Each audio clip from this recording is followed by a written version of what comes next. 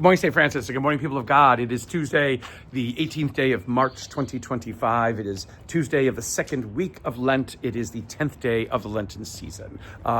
Today is also Cyril of Jerusalem. It's an optional memorial. If you don't know who he was a bishop of Jerusalem in the 4th century.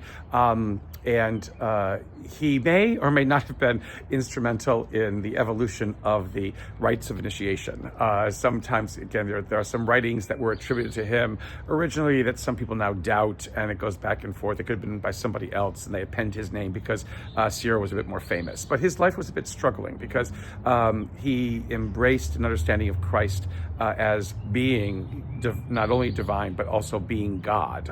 Again, not the Son of God, but being God present among us, which, again, in his time was not always accepted because it destroyed the understanding of one God. And so what do you do with this? And so there's always this situation in which sometimes he was Bishop of Constantinople, sometimes he was exiled as Bishop of Constantinople and thrown out into the desert. But then he came back when there was an emperor who basically believed what he had to say and things like that. So again, always the struggles of faith, the struggles of trying to believe, what it is that God is revealing to us and how God is revealing it to us. And so Cyril was many times a victim of the struggles of belief, but yet he persevered. So it's important to remember him. We also remember him today because he was a major part of my dissertation. So just remembering him today on a personal level.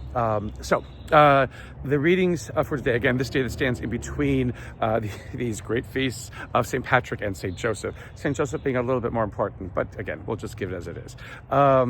The readings for today. Now, I always say that, again, if Lent is, again, we're not looking at penance, we're looking at penance. But again, here we have Isaiah with this kind of fiery warning to Israel about its life and how it's living its life and not living its life properly in the sight of God. And that if they don't reform themselves, life is going to get very hard and very difficult, and God is going to smite them and whatever. Again, Isaiah's fiery language, within this. But within this also is the sense if you turn back to God, even though your sins be as red as crimson, scarlet, what have you, God can change them. God can transform everything. God can make all of this new once again. It's just trusting this.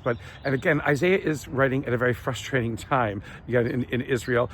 Israel going after all of these alliances and these relationships with all of these different kinds of peoples who do not have Israel's best interest at heart. And Isaiah, again, as God's prophet, is saying, why are you doing this? Why are you abandoning God, who says he will always take care of you and he will watch out for you and he will lead you into wonder and brilliance, but you decide not to follow that, but follow all these other distractions. And again, for Isaiah, it just doesn't make any sense. So this fiery language, that is there because of what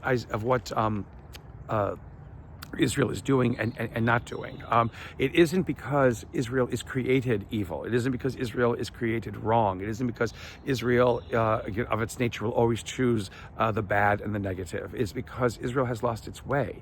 And Isaiah is trying to bring Israel back, and many times basically uses this fiery language to awaken Israel to what needs to be done. Unfortunately, it doesn't happen. But again, this whole kind of question of listening to prophets to awaken us always to what it is that we need to be, that we must be, that we were created to be as the image and likeness of God in this world.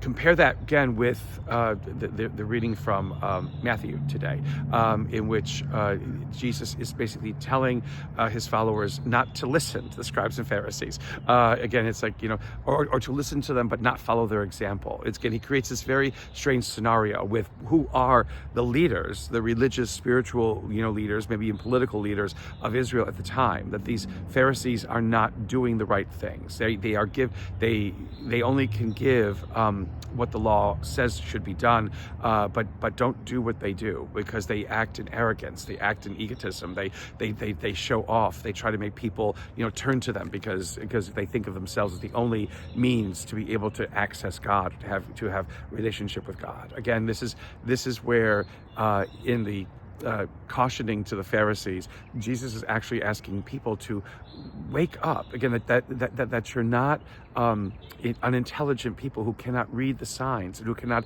understand what truly must be done and how to do it in the best way. Sometimes leaders are good, sometimes they are not. And even when it comes to the church and anything religious, sometimes there are good leaders, sometimes there are not. And we have to follow, again, where our heart and where the Spirit leads us, God's Spirit leads us. And sometimes that will come into conflict with what leaders in our church and in our world happen to say is the only way to be.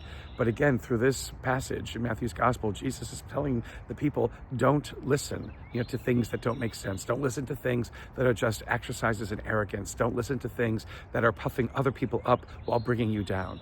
The gospel is not to deny dignity. The gospel is not to denigrate. The gospel is not to make us feel terrible about ourselves. The gospel is to give life.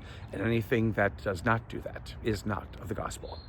A blessed continuation of the season of Lent. St. Francis and people of God, may the Lord give you his peace.